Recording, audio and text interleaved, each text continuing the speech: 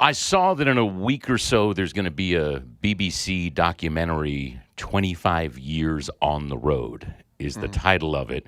Yeah. How do you wrap your head around that number, first of all? Yeah, it's difficult to contemplate, really. I started the band when I was 18, and that means that I'm 25 years older than that now, which doesn't feel right because I should be a lot more grown up than I am. But yeah, it's been 25 years. They went somewhere, but yeah. I imagine for the first 5-7 years of that 25 years, it's a lot of bucket list stuff. It's a lot of around every corner is some kind of new experience or surprise. You'd think. You'd think. You'd think, yeah. I mean, the first 10 years of our career, we spent pretty much selling no albums, playing to no one.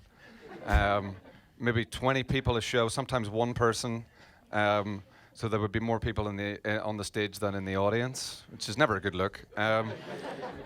So those first 10 years before we had our first hit, which was Run, which is in 2004, we were kind of we had a lot of things that we were a lot of people in our lives telling us you should really get a proper job, and at the time they were right, and they might still be right. Who knows? But a lot of those things that have happened, those bucket list items, have happened. And They have, now yeah, this yeah. is Okay, fair enough, interesting that's for new reasons, right? I mean, there's new, in some ways, because of the 8-year break, I'm sure it feels like a comeback, even though you didn't go away. Is there that too? Yeah, well, we did. We were away for 7 years, and it felt like a long time while we were away. And then when we got, well, we didn't ever separate, so we didn't get back together. But when we got back on tour, it felt like we were away for no time at all. So that time just sort of evaporated. But in the middle of that 7 years, it felt like 30. You've been very open, and I should point out that Austin, we have something called the Sims Foundation, which finds mental health care for Austin musicians. We have another organization, the Health Alliance for Austin Musicians, who find low-cost regular health care for musicians.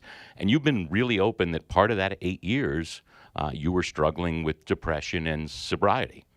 I was struggling with the other thing. Well, right. Drunkenness. Drunkenness, yes. But ultimately, talking about it, has that been sort of healthier than you thought it might be? Yeah, I thought when we were about to release this album, I thought when people would run away from the stuff that I was talking about in it, but that hasn't been the case at all. In fact, people seem to be taken to this album more deeply than any record that we've ever made, and it makes me feel very proud that that's happened. I just thought I never really shared my demons before I was 40, and then I started to talk about it with friends, with a therapist, finally telling my mother, things like that. Well, she's Irish, so she blamed it on herself. I'm like, Mum, I'm trying to have a conversation with you here, but no. So it's it was a new landscape for me, So I feel I'd like to thank everybody that bought the new record or that has commented on those things and said that it meant something to them, because it means a lot to me when that happens. Was fear that you couldn't be as creative one of the fears? It couldn't be as creative without drink. Without drinking, yeah. Yeah. Also, I knew that there was demons in there. I just didn't want to face them. And when you get sober, that's one thing that happens with it, whether you like it or not, is that they all come up to the surface. The things you've been drowning in booze all come up to have a party in your head, and you gotta face up to it. In that 8 years, one of the things you did was you're in Game of Thrones for a few seconds. Yeah. You are 10 glorious seconds. I think the whole crux of the show, in fact, I think that my character really... Clearly they sent you the final script. As well, which Yeah, not I everyone survived can say. Game of Thrones. I get the T-shirt and everything. And you never know, I might end up on the Iron Throne. That still could happen. I didn't do any filming for this new season, but that doesn't really mean I don't. Or did he? Has that been a weird subculture to just be in for those 10 seconds, where now you're associated with that piece of cultural phenomena? Yeah, I'm very proud to have been to have spent the day on set. They film in Northern Ireland, 20 minutes from where I live. So it was great to feel not only just part of that set, but like the feel the the such the extraordinary thing that they've given to Northern Ireland, which is really they've made it a film destination. People come from all over the world to film in Northern Ireland now, and it's because of Game of Thrones, really. I saw you recently say that chasing cars, that you like it because, and I've never seen anyone describe it this way, the way it unifies an audience. I mean, we know about the energy exchange between a band and an audience when things are going well or when there's a familiar song. But the unification of the audience is an interesting phenomena.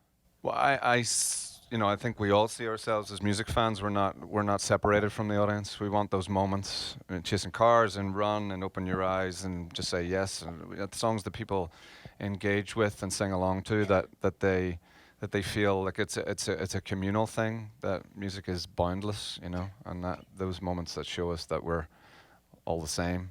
It doesn't that people can kind of forget what's going on in their day, and we can forget too what's going on with our day on the stage, and it's a beautiful thing. I mean, that happened after 10 years of playing small clubs, and then we start to have hits, and then people start singing along. The very first time people start singing along to one of your songs in an audience is like, I couldn't keep my stuff together on stage. I was Glad we had that talk before we went we on did air. have a talk beforehand, keeping it family, and we're it was emotional, when people do it, and it still is. It brings that first experience back to me every time, and I feel like this is something special.